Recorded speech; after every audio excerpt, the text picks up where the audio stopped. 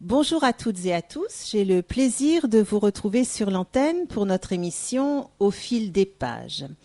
Alors aujourd'hui, j'ai choisi de vous parler de Louis-Ferdinand Céline, cet écrivain majeur du XXe siècle. Voyage au bout de la nuit est sans doute son œuvre la plus connue. D'autres écrits ont fait polémique. Pour vous parler de lui, je vais vous lire des extraits du superbe livre de Véronique Robert, Céline Secret, paru en 2001 chez Grasset. Véronique Robert est une grande amie de Lucette Détouche, née Lucette Almanzor. Lucette a été l'épouse de Céline à partir de 1936. C'est un texte à deux voix, celle de l'auteur, que je me permettrai d'appeler par son prénom, et celle de Lucette Détouche. Il nous donne un éclairage inouï de sincérité sur l'homme, qui était aussi médecin, et l'écrivain. Lucette habite toujours dans le pavillon de Meudon qu'elle a partagé avec Céline de nombreuses années. Et elle partage sa vie entre ce pavillon et la Bretagne. Elle a aujourd'hui plus de 100 ans. Véronique Robert a également travaillé entre autres sur Antonin Artaud et en 2009, le livre Devenir Céline, un recueil de lettres, est paru chez Gallimard.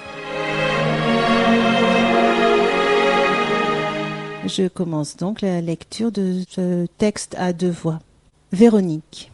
Véronique, ma petite chérie, viens vite, je t'attends dans le sauna. Comme d'habitude, Lucette commence sa journée par un chaud et froid qui la remet dans son corps et de sa voix flûtée, elle accueille mon arrivée. Ici, tout n'est qu'odeur d'eucalyptus et lavande mêlée. Elle aime à distiller cette senteur violente qui nous saisit avant même d'avoir franchi le portail, dès l'entrée du chemin comme un avant-goût de ce qui nous attend. C'est son parfum trop fort qu'elle ne cesse de répandre dans la maison et même dans l'eau d'un bain qui s'échappe par des canalisations, embaumant la terre souterraine alentour. C'est sa marque de fabrique au même titre que la multitude de paniers accumulés, les bougies innombrables et les flacons de parfums vides et abandonnés. Les hurlements des chiens, le sifflement de Toto le perroquet, c'est elle aussi. Elle aussi et seulement elle, ce monde étrange et prenant, qui se superpose à la réalité, qu'on se surprend à penser imaginaire et qu'on craint de voir s'évanouir. Un peu comme elle, qui vieillit doucement et dont la vie ne tient plus qu'à un fil.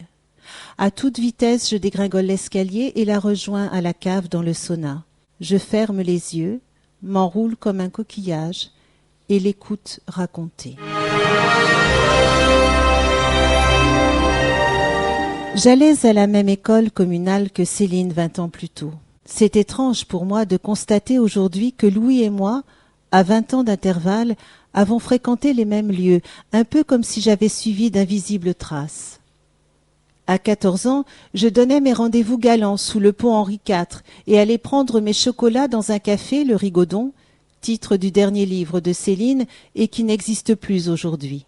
À Dieppe aussi, où ma mère est née, les parents de Louis possédaient 4 petites maisons de pêcheurs. Passage Choiseul, mon père achetait toujours de la dentelle chez la mère de Louis. Au café de la Paix, nous allions tous les dimanches manger une glace à la vanille. C'était le quartier général de Louis, toujours en attente d'une nouvelle aventure avec une danseuse de l'opéra tout proche. Le père de Céline aimait dessiner des danseuses. Son fils développera la même passion pour la danse. C'est en 1912, année de ma naissance, que Louis s'est engagé pour 3 ans au 12e régiment des cuirassiers à Rambouillet. Il vivra la guerre et sa vie entière s'en trouvera bouleversée.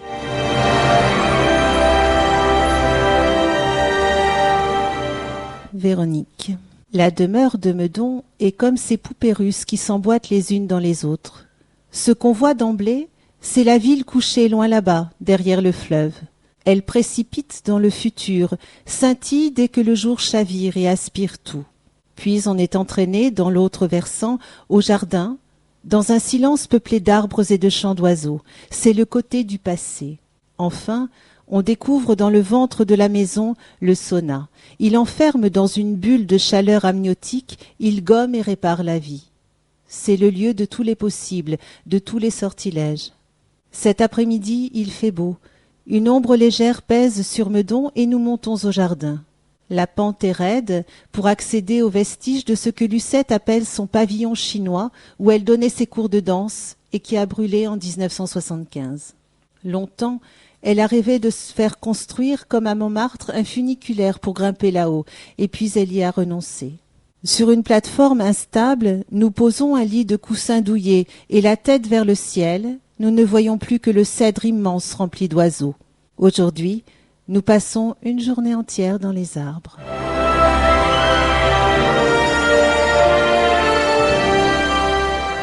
Lucette. Mon plus grand regret a été de ne pas faire d'études. Personne non plus ne m'a jamais conduite au musée. Tout ce que je sais, je l'ai appris seule. J'adorais les enluminures. Chez Fra Angelico, il y a une naïveté, une pureté qui m'émeut davantage que ne peut le faire un Botticelli plus Renaissance, trop ouvragé à mon goût.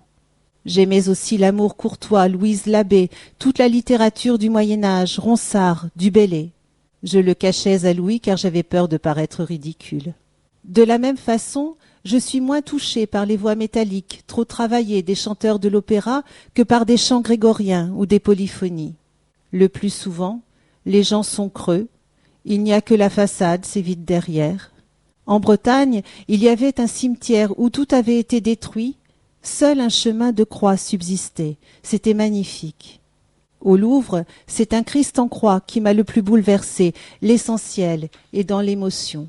Je n'ai pas fait d'études, mais j'ai ressenti dans mon existence la plus grande passion qui puisse être au monde. C'est la danse qui m'a tenue en vie durant toutes les épreuves que j'ai eues à traverser, mon enfance si triste, la vie avec Louis si difficile, la fuite, la prison, le Danemark, Meudon où Louis déjà n'était plus de ce monde, et après, bien sûr, toute la vie qui a dû continuer sans lui. J'ai connu Céline en 1936, au moment du Front populaire, et sans arrêt on a eu peur de la mort. Des communistes menaçaient de le tuer, après ce sont des juifs qui s'y sont mis. On a vécu l'exode, la prison, le Danemark. Ça a été de pire en pire, et à Meudon, il a commencé à mourir. Tout le monde n'a pas eu cette vie-là. On a été traqués comme des rats. Sans la danse, je serais morte. À 14 ans, j'ai décidé de me présenter au conservatoire. Je n'avais préparé aucune variation, mais j'ai été reçue en même temps au conservatoire de danse et de comédie.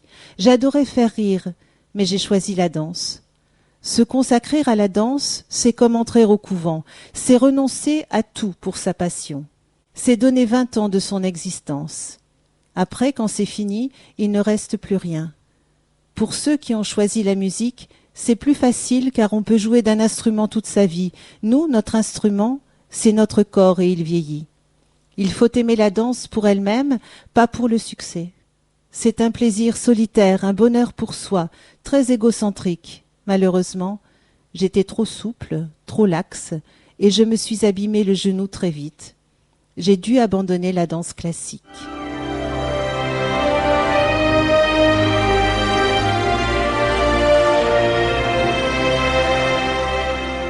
Véronique. Un rectangle de verre transparent qui laisse passer le monde. Tout en haut, l'air, le ciel et les nuages qui glissent doucement.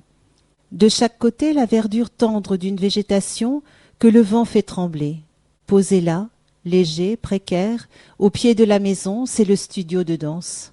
À 85 ans, Lucette travaille encore les mouvements aériens qui font voler les corps.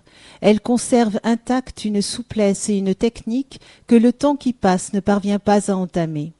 2 fois par semaine, nous sommes quelques-unes à l'accompagner au son d'une musique qui nous transporte sur les plages normandes où la mer en colère gronde, les mouettes gémissent et le vent hurle. En silence et en respiration, nous accomplissons ainsi les rites païens d'une messe où chacune se ressource au plus profond d'elle-même.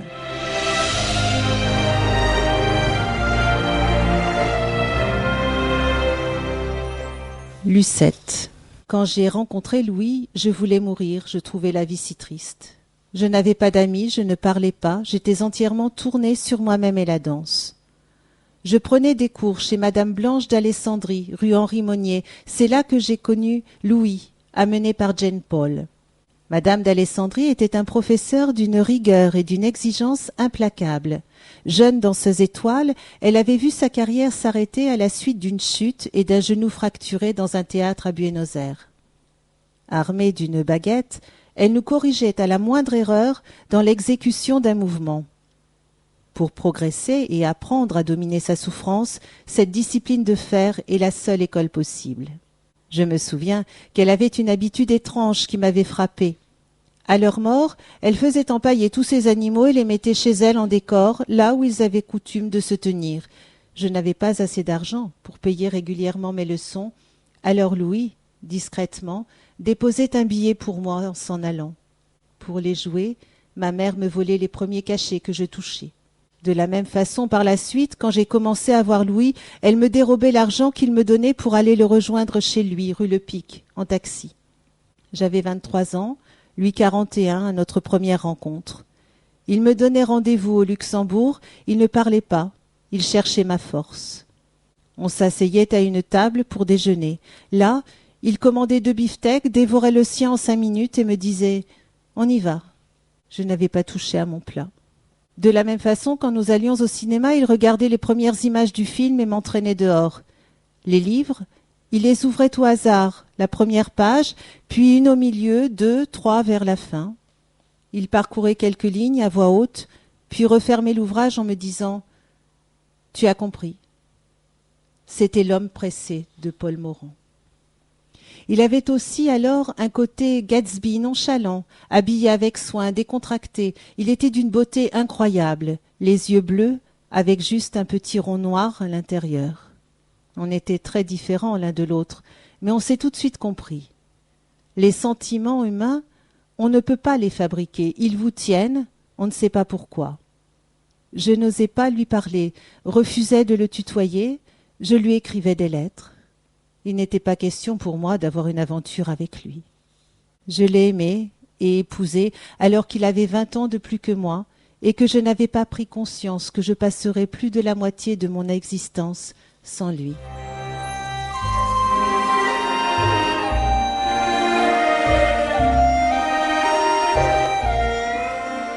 De 1935 à 40, je voyageais sans cesse car j'avais des contrats de danse à l'étranger.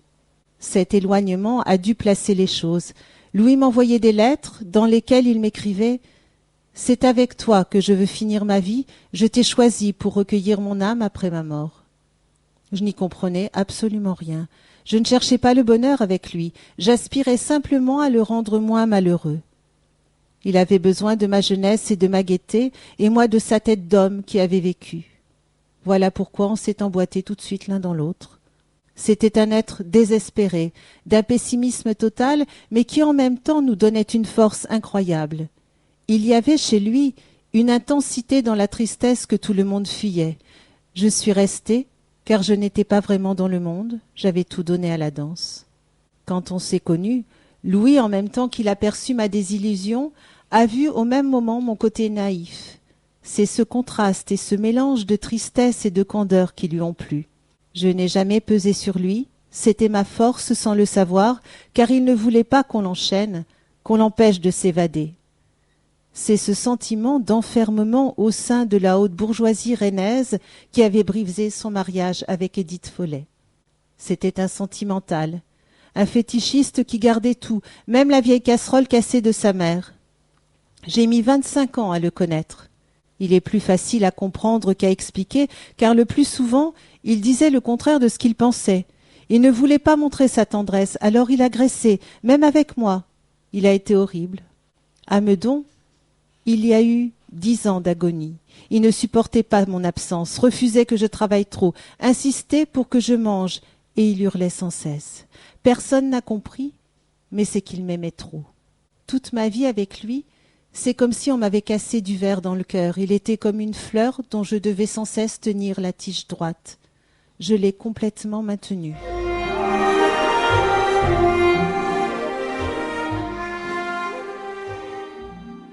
Véronique. Aujourd'hui, nous partons 3 jours pour Dieppe. Dieppe, c'est la capitale du vent, de la mer et des mouettes. C'est là aussi que nous attend Jonathan, le goéland préféré de Lucette qui vient dès l'arrivée réclamer du pain sur notre balcon et se fâche si on l'oublie, dans un grand concert de cris de colère et de battements d'ailes. Dans l'immeuble, ancien hôtel où la reine Victoria avait coutume de descendre, où Proust et sa mère avaient aussi leurs habitudes, Lucette possède 3 grandes chambres, posées l'une à côté de l'autre. Au mur, des tableaux de bateaux, ex-voto naïfs qui serrent le cœur. Dans la chambre sauna, dans la chambre salle de bain, dans la chambre cuisine, on ne voit que la mer immense qui s'étend à l'infini. Juchés sur des lits, surélevés par des coussins, on fait toute notre vie avec elle. On dort, mange, se lave, on parle et l'on se tait. Elle pénètre partout, nous envahit de son odeur verte et liquide, de sa beauté grise, faite de ciel, de galets et de mouettes. Bientôt, on n'est plus qu'une surface de peau à vif qui s'imprime de sa couleur. Dieppe en plein mois de juillet pour la première fois, partout la foule et les odeurs de frites et de barbe à papa. La foire à Neuneu, dit Lucette. Nous sortons, nous voulons marcher. Elle part sans son maillot de bain. Il y a trop de monde sur la plage. Et puis soudain, l'envie de nager qui la prend, insupportable. Elle dit « Va dans l'eau, ne t'occupe pas de moi ». L'espace d'un instant, et je la vois qui arrive. Avec 2 écharpes, elle a improvisé un costume de bain. L'une nouée en soutien-gorge, l'autre en slip. Tout le monde regarde, médusé. Le désir de la mer est plus fort que tout. Lucette. À Meudon, j'ai tout de suite ouvert un cours de danse classique et de caractère dans la maison même. Je voulais continuer à transmettre ma méthode et très vite, par le bouche à oreille, les élèves commencèrent à venir. Louis s'était inscrit à l'ordre des médecins de Seine-et-Oise et il recommença à exercer un peu son métier. Nous n'avions pas un sou et vivions comme des clochards. Notre installation faisait fuir la clientèle normale. Il ne soignait que les pauvres, dont il était incapable de se faire payer et acceptait de se déplacer pour les visites à domicile. Un écrivain est un navigateur qui doit se battre contre les éléments, avoir une vie intéressante et mouvementée. C'est un créateur qui creuse pour trouver un trésor qu'il a en lui. Il n'y est pour rien, mais toute sa vie, il va approfondir. Céline était avant tout un artisan. Il construisait un bateau capable de voguer, puis c'était fini. Il n'était plus touché par ce qu'on pouvait en faire, en dire. Par contre, au moment de la fabrication, au sujet de l'écriture, il était pointilleux à l'extrême pour une virgule, des points de suspension. Véronique. Et si Paris prenait pour un jour la couleur de Venise, si nous ne circulions plus qu'en bateau, à bord d'un temps suspendu, réaliser un rêve fou, l'espace d'un instant, ignorer la terre à jamais, glisser furtivement le long d'un fleuve, évoluer entre liquide et vapeur, se prendre pour un poisson et s'y parfumer du silence. À la Tour Eiffel, nous montons dans un bateau-bus. Seuls sur le pont, nous remontons jusqu'à l'île Saint-Louis pour revenir à notre point de départ. Une boucle de ciel et d'eau. Voilà, je vous ai lu des extraits de ce superbe livre « Céline Secret » de Véronique Robert en collaboration avec Lucette Détouche. Bonne lecture à vous et à très bientôt pour un autre voyage au fil des pages. En attendant ce prochain rendez-vous, n'oubliez pas d'aller chez votre